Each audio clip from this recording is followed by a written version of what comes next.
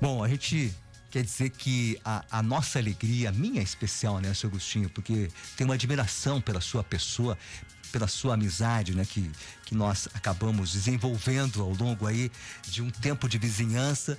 E é uma alegria muito grande poder conversar sobre o seu trabalho, seu Agostinho. Vou falar um pouco da sua vida, do seu trabalho como professor, como profissional do rádio. Conta um pouco pra gente dessa história aqui no nosso programa, para que as pessoas conheçam mais hoje. O senhor é nascido aonde? Qual é a sua cidade natal, seu Agostinho? Minha cidade natal é Gaurama, próximo de Erechim, mas não é bem Gaurama, é lá no fundão de Gaurama. A gente vem do fundo da colônia e teve a oportunidade de estudar, os nossos pais primavam por isso. E tive a oportunidade de frequentar internato, seminário dos padres franciscanos, onde eu fiquei todo o contexto do ensino primário, secundário, médio. Depois em Curitiba fiz filosofia, um ano de teologia na cidade de Petrópolis, tudo dentro da comunidade. E nesses anos todos, nós tínhamos uma turma que conviveu esse período. E um desses frades que ficou frade, eu depois saí, ele acabou assumindo a direção da Rádio Selinalta em Pato Branco. E foi mais ou menos a ordenação dele e meu casamento foi mais ou menos na mesma época. E ele mandou um convite: cara, vem trabalhar aqui comigo. A gente tinha uma história de rádio no convento e vem aqui. E foi uma sedução que me levou embora do Rio Grande. E acabei indo morar em Pato Branco, me envolvendo com... Que ano foi isso, seu Agostinho? Que idade o senhor tinha? O senhor tinha recém-casado? Naquela idade? Naquela época eu estava com 27 anos. O senhor tinha recém-casado com a dona Beatriz, é isso? Eu fiquei 1 ano em Pato Branco, experimentando, ver se era por lá mesmo. Entendi. E daí voltei para casar em Erechim e fomos morar em... E aí levou a dona Beatriz junto, fomos para lá. Quantos anos de casado já com a dona Beatriz? Nós estamos 57 anos casados. 4 filhos esse relacionamento? 4 filhos. Quantos netos? Nós estamos agora com 6 netos. O último que veio há 4 meses atrás está visitando nós hoje. O senhor foi professor durante muito tempo e o senhor conciliou o seu trabalho de professor com o rádio e a TV, né? Nos fale dessa experiência, porque um professor que passa o conhecimento, mas para um grupo, né, de pessoas, para os seus alunos, e depois tem no rádio, no veículo de comunicação e na TV a oportunidade de expandir, né, esse aprendizado. Esse binômio rádio-colégio me perseguiu a vida inteira. E isso eu acho que foi um dom de Deus, porque você estando na rádio, você já tem um contato familiar com todo o colégio, os pais dos alunos.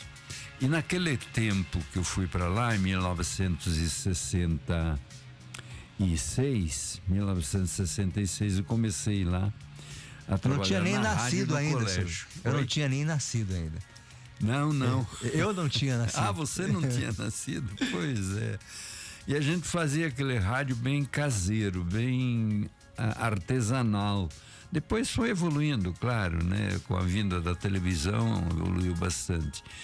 Mas foi um período interessante, porque você tinha a escola e nos programas as famílias acompanhavam a gente.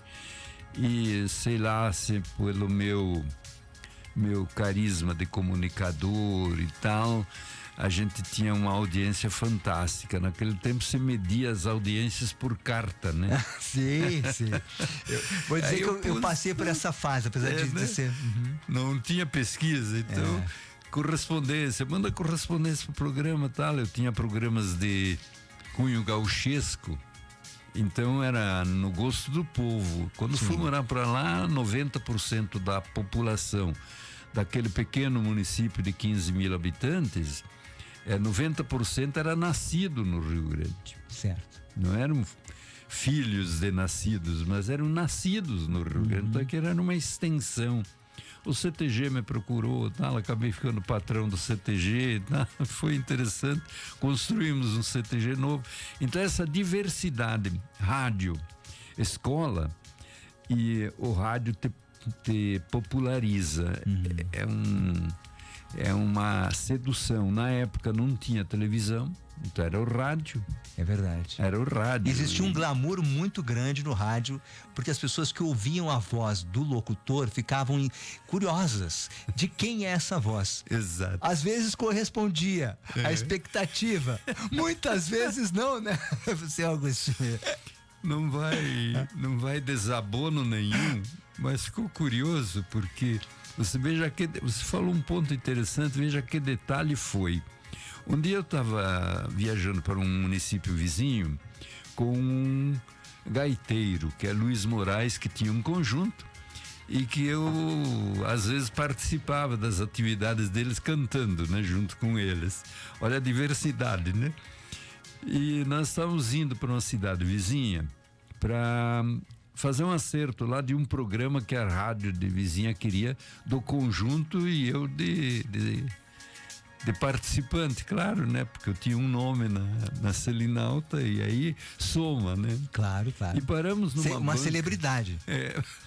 Na época era uma celebridade, não tem dúvida, viu? Na simplicidade, mas era. Paramos na beira da estrada para comer um milho verde, naquelas tendas de milho verde. E vai, conversa vem, conversa vai. Os donos da tenda identificaram o Luiz Moraes. Mas o senhor Luiz Moraes tocou baile ontem lá na comunidade tal. Eu estava no seu baile. Daí ele ficou assim chateado, porque conheceu ele e não me conheceu. Mas eu não estou nessa vitrine.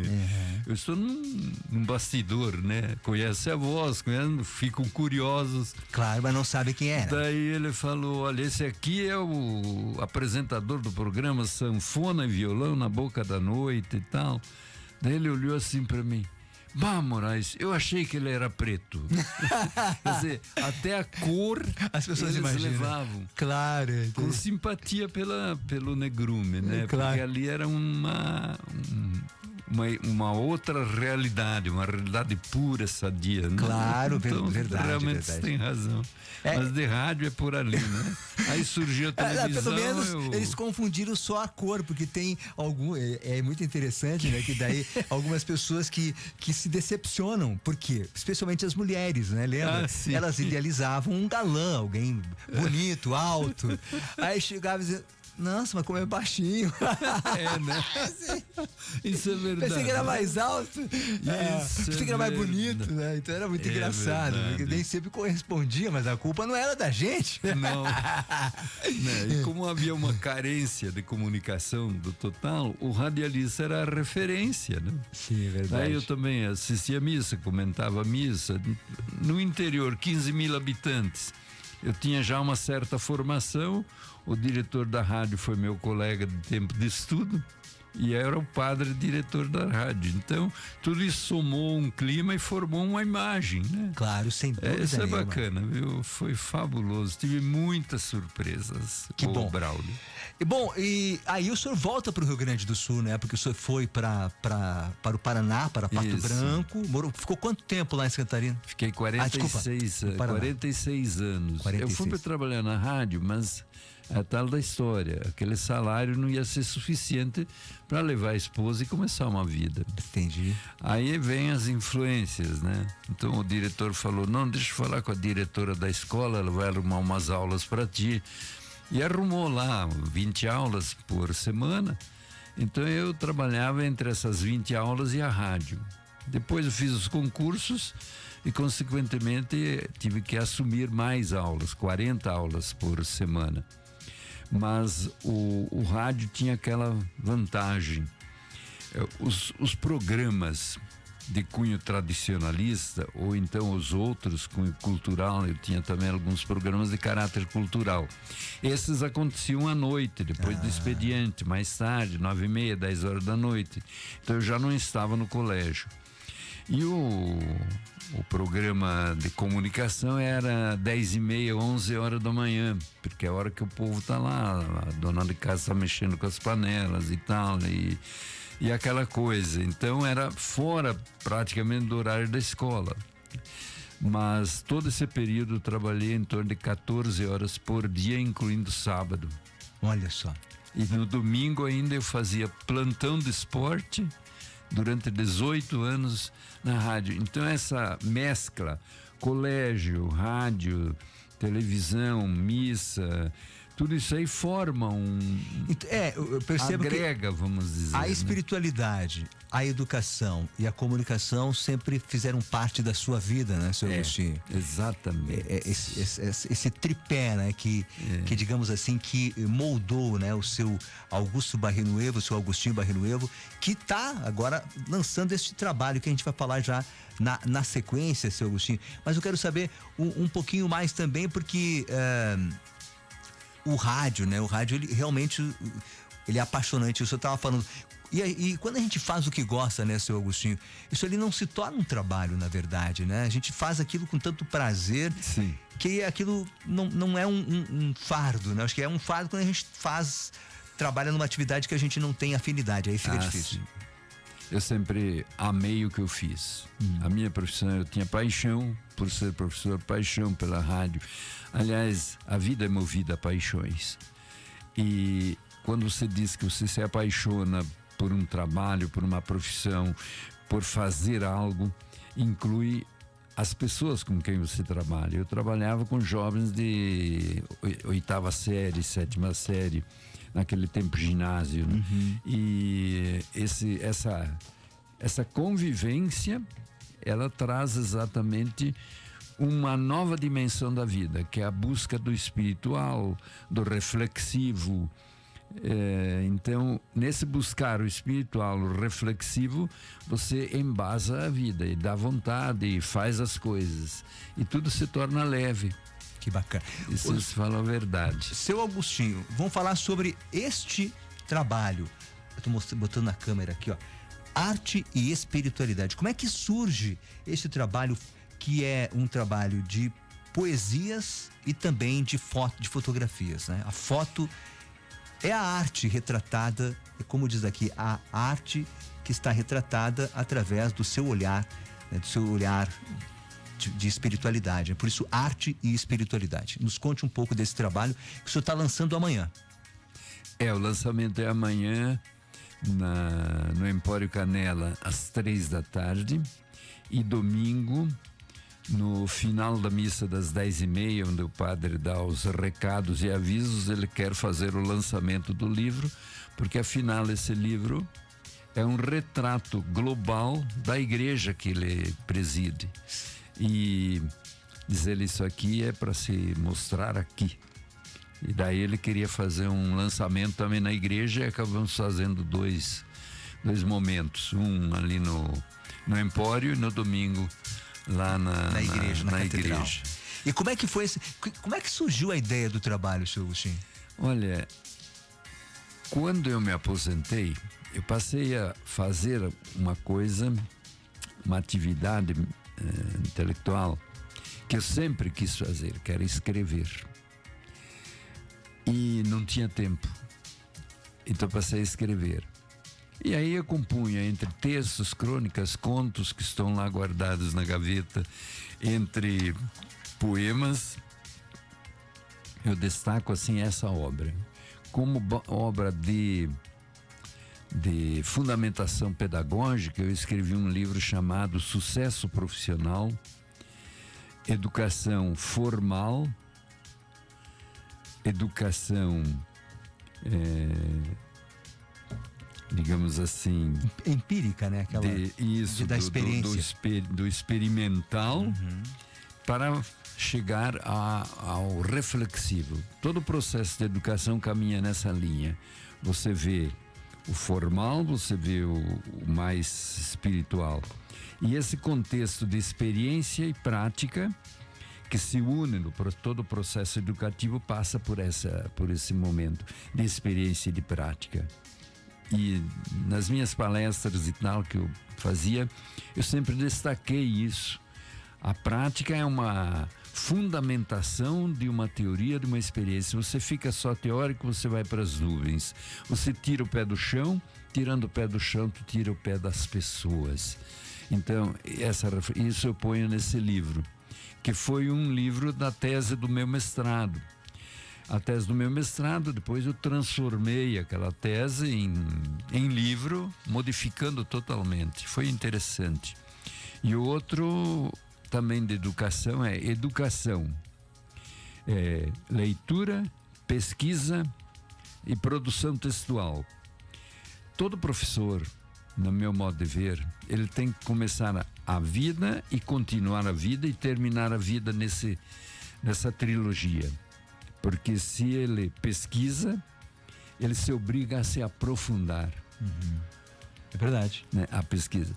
Mas não basta isso, ele tem que ter o experiencial. E esse experiencial ele busca no livresco. A pesquisa já é mais mental.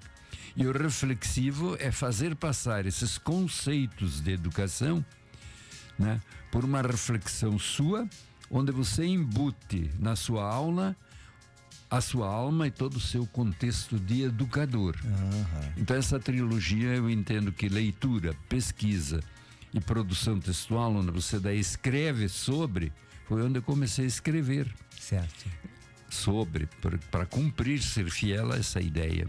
Eu acho que sala de aula, professor que não tem essa trilogia, devia pensar em, sei lá, nem vou falar. Sim.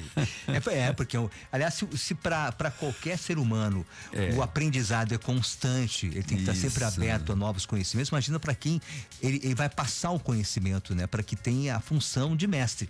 E aí, professor Augustinho, nos conte como é que surgiu a ideia do livro, então. Nesse contexto, eu frequento a igreja. E eu estava fazendo uma via sacra com a Beatriz, 3 da tarde, aqui na igreja, o padre Barbieri, o nome dele é primeiro Rafael Barbieri, estava conduzindo, convidou o grupo a acompanhar pelo corredor, e eu estava acompanhando a via sacra, fazendo minha oração, mas eu nunca tinha me detido a olhar a igreja com esse visual. Eu gostava, achava bonita, maravilhosa, cores, arte, etc. Concentra, ajuda a oração, mas nunca nessa dimensão. Naquela tarde, olhando para o quadro da Via Sacra, era distante, não enxergava, mas enxergava os vitrais. E passa de uma estação, passa para outra, eu falei assim para a Bia, esses vitrais são cenas das invocações da ladainha lauretana, ou a ladainha de Nossa Senhora. Cada invocação tem um vitral. Então eu já morava aqui há 4 anos. Aí eu comecei a olhar a igreja sobre esse ângulo e comecei a frequentar a igreja em outros horários que não do culto, apenas para me deter nisso. Aí a ideia acabou não sendo concretizada, e quando veio a pandemia, a Bia falou: Agostinho, o nosso filho que é médico falou, vocês não têm nada que ir para a rua, então ficam em casa. Vocês não ficam em casa para não participar, vocês vão ficar em casa porque não tem nada que fazer na rua, vocês estão em casa, na reflexão, moram ali num ambiente agradável. Por que você não põe em prática aquela ideia que você disse que ia escrever um livro? Começa. Eu achei aquilo o toque que faltava para começar e escrevi. Comecei a escrever lentamente. Aí passei a frequentar a igreja mais seguido, fora dos horários de público, e depois fecharam as igrejas, então eu entrava pela lateral e comecei a escrever fazendo o seguinte: a igreja é bonita, mas tem que ressignificar. Ressignificar o quê? Ela é conhecida como Catedral de Pedra. Eu passei uns 2 anos ou 3 para descobrir que ela não era catedral, que ela era uma igreja de Nossa Senhora de Lourdes. E eu digo, mas então nós temos que ressignificar. Nós temos as procissões do santuário, né? Muitos confundem que a padroeira é a padroeira do santuário, que é Caravaggio. Então, do Caravaggio. Eu pensei, vou escrever sobre isso, e como eu estava numa fase que comecei a compor poemas, digo, então vou parar tudo, começar a escrever. Ficamos 3 anos nesse trabalho.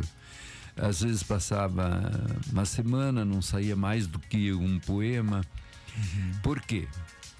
Porque a igreja tem vitrais lindos, mas eles são abstratos. O que já não acontece com a igreja de Gramado. A igreja de Gramado, ela tem vitrais concretos e que representam uma história. Está lá o Jesus ajudando a pescar, tal, tudo mais. Essa aqui não. São quadros. E como falar essa invocação? Santa Maria, Santa Mãe de Deus. Eu só tenho essa palavra, Santa Mãe de Deus. E aquele desenho, aqueles arabescos. Então, onde é que está o grande trabalho que deu esse livro? Penetrar no significado de cada invocação. Isso exigiu muita leitura, muita reflexão, muita oração. Muita pesquisa, né, senhor Augusto? Muita pesquisa. Então, o tempo que eu gastei lendo, pesquisando, etc., é muito superior ao tempo que eu passei escrevendo. Acredito. Tem aqui também o trabalho do fotógrafo, excelente fotógrafo, Sérgio Azevedo, que está no livro, né, com seus filhos, enfim. Como o senhor sabe que o tempo no rádio, na TV, ele acaba sendo pequeno, né? Para tanta coisa. Sim, vamos sintetizar. Vamos lembrar, então, a Isabel Chay está dizendo que rica conversa. A Isabel, nosso ouvinte aqui, agradecendo o nosso bate-papo. Seu Augustinho, vamos lembrar que o lançamento acontece amanhã, 15h, no Empório Canela. E depois, no domingo, após a missa das 10h30, né? É isso? Sim, isso. Tem o lançamento deste livro chamado Arte e Espiritualidade. E para quem quiser esse livro, como é que faz? Para quem se interessou, quiser conhecer, porque o trabalho, olha, ele é excelente. As fotos ficaram fantásticas e os poemas do seu Augustinho ficaram espetaculares. Eu vou ler agora no final, esse que eu li um trechinho, o Pináculo da Cruz. E eu vou ler agora no encerramento. Eu quero agradecer, senhor Agostinho. A gente vai trazer o senhor em outra oportunidade. Essa será a primeira de muitas oportunidades que a gente terá de bater um papo aqui na rádio. Como o senhor é do métier, é do rádio, é da TV, fica mais fácil. Obrigado, senhor Agostinho, pela sua participação aqui no nosso programa. Eu vou ler aqui. Eu vou ler, se o senhor me permitir, para encerrar o nosso bate-papo com o nosso convidado, poeta, professor, licenciado em Letras, Filosofia, mestre em Ciências da Educação, radialista, apresentador de TV e casado com a dona Beatrice. São 46 anos isso? De casamento? Quantos? 56. 56! 4 filhos e 6 netos. 6 netos. Olha que maravilha. Então, para encerrar esse nosso bate-papo aqui, para deixar marcado aqui a passagem do seu Augusto Barrienuevo, nosso convidado, o Pináculo da Cruz. Eu li um trecho, vou terminar de ler agora. Pináculo ostenta a cruz, marca da Igreja Católica. Com a torre envolta em luz, visão célica e bucólica. Nem da noite o intenso breu, visão tolhe a catedral. Brilho e cores no apogeu adornam Páscoas e Natal. Ó turista, ó romeiro, olhar da fé, lugar santo, anjos bailam no cruzeiro, abra tua alma ao encanto. De Lourdes Nossa Senhora, catedral de pedra matriz. Reverente, reza e endossa, ouve o que a santa te diz. Mesmo ao longe és apanágio para as lentes do artista, natureza, foco e plágio. Êxtase da alma enche a vista. Da matriz a torre esguia, entre o azul e nuvens brancas, relembra com nostalgia os meus tempos de criança. Sonho se esvai, volta a vida, retorna o dia polvoeiro. Na faina a luta incontida, com proteção do cruzeiro. No bojo desta fachada da igreja da minha terra, sinto a vida renovada, novo rumo se descerra. Seu Augustinho Barrienuevo, muito obrigado pela sua participação. Eu agradeço, tá? Um abraço para vocês. Até amanhã, 15h, no Empório Canela. Isso, valeu. Depois do intervalo, José Luiz Inglês, direto de Buenos Aires, com as notícias da Argentina aqui no nosso GJR. Clube. E a hora certa? Hora certa, confira agora. 8h46, temperatura que está nesse momento em 20 graus. Muito mais Clube 885. Conteúdo música, podcast, YouTube, Instagram, blog, site, app, vídeo, foto, texto, entrevista e informação. Clube 885. Muito mais que rádio.